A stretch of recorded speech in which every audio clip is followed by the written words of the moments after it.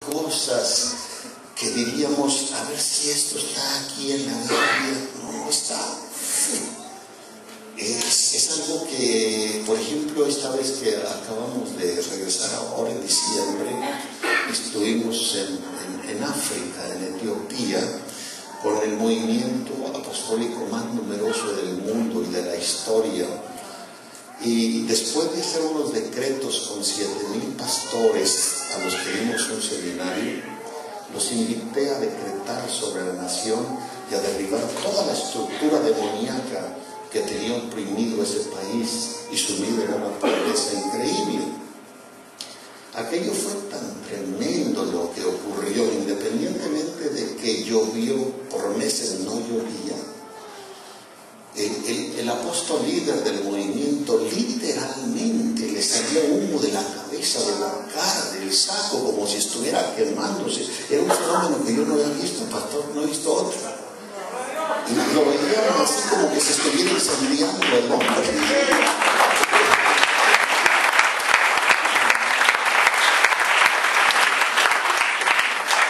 Gloria a Dios. Y si yo busco en la Biblia un caso así no lo encuentro. Bien, vamos a entrar al tema, en fin, que mañana ya el pastor nos dará indicaciones de que nos vamos a reunir para algún mini seminario. El pastor nos ha pedido, y yo creo que puedo oficializar y decir esto definitivamente, entrar dentro del orden bíblico de una cobertura espiritual. No hay tiempo para explicar muchos detalles respecto a eso. Y una cobertura espiritual tiene que ver con muchos aspectos, entre ellos es estar sometido a autoridad, porque solo podemos tener autoridad cuando estamos bajo autoridad. El centurión le dijo al Señor Jesús: yo soy hombre bajo autoridad y tengo debajo de mí soldados. Y el problema del universo es un problema de autoridad. ¿Saben ustedes que quien hoy llamamos diablo y Satanás es eso, diablo y Satanás, por una razón? Porque se rebeló contra la autoridad de Dios. Y a partir de esa rebelión solo hay dos principios de autoridad en el universo: el principio de la autoridad de Dios y el principio de la rebelión de Satanás a la autoridad de Dios.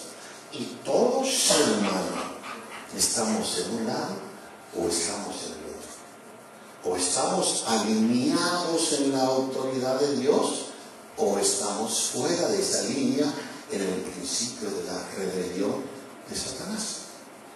En el hogar hay un orden de autoridad. Si a la prisión se va, hay un orden de autoridad.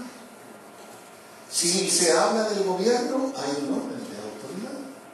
Si hablamos de la escuela, hay un orden de autoridad. Existe siempre un orden de autoridad. Y cuando se habla de autoridad, por ejemplo, cuando el Señor envió a los discípulos, a los 12, a los 70, lo primero que tomó en cuenta era autoridad. La Escritura dice que les dio poder y autoridad. Y en español uno no parece captar eso, pero en el griego están dos términos: el término exousia y el término dunamis. Ambos tienen que ver con autoridad, pero uno de ellos tiene que ver con capacidad, habilidad de poder hacer las cosas, y el otro tiene que ver con validez, legalidad para hacer esas cosas. Cuando el Señor resucitó, después de haber vencido a la muerte y al infierno, Él dijo: toda autoridad me es dada.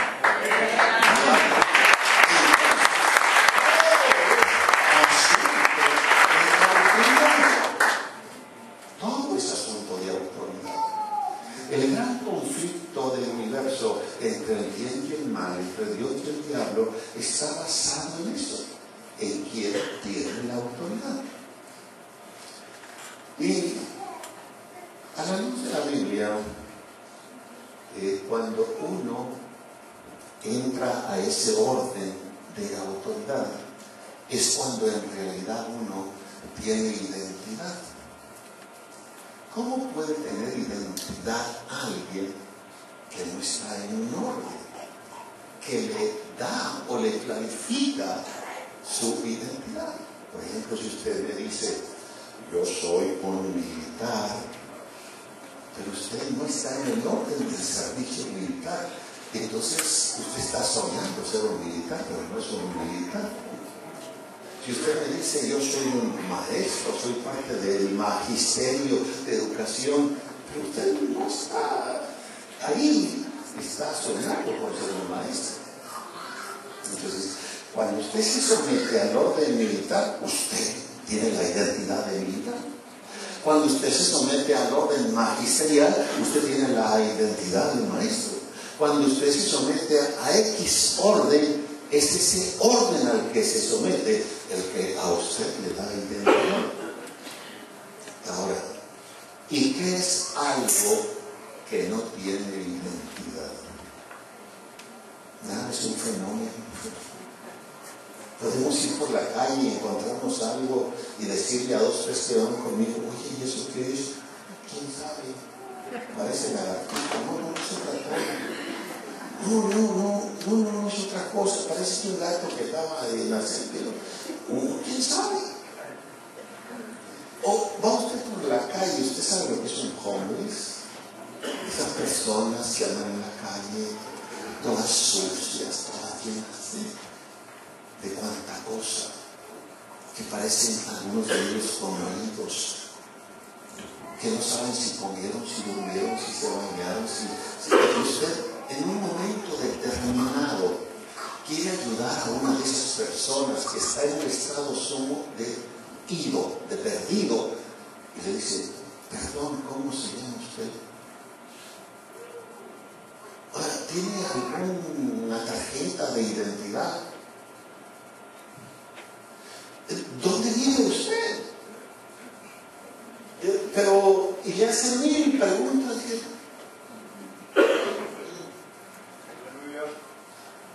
¿Cómo me puede ayudar?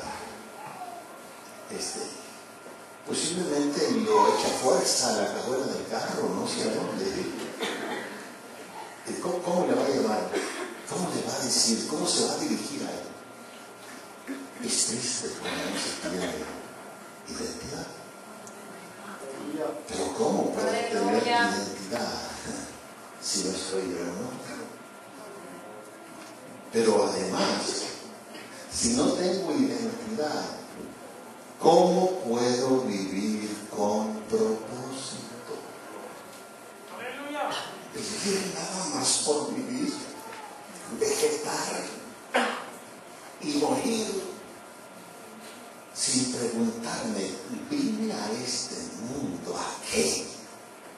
¿Cumplí el propósito para lo que Dios me trajo a este mundo? Simplemente vivir como un animalito, comer, dormir, dejarme llevar por los impulsos y los deseos, pero en realidad cumplí el propósito para lo que yo vine a este mundo.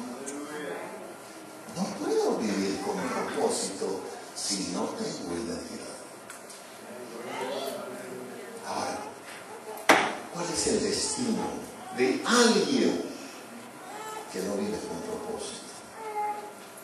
¿Qué destino tiene? ¿A dónde va a parar?